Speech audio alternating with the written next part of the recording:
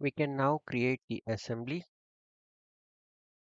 Let us go to new, go click on assembly.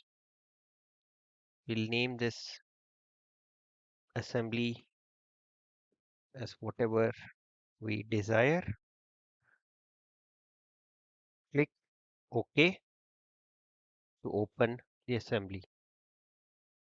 Here, click on open. Click on the part that you need to open.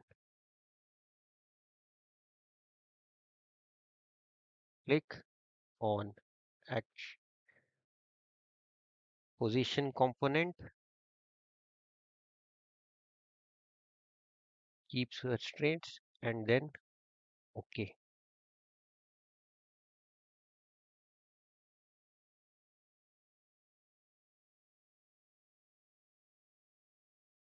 Let us now add fixed constraint to this part. You can select on fix from the assemblies. We have to select the object, selected the object and click on OK. Now you can see this part is fixed to the current position.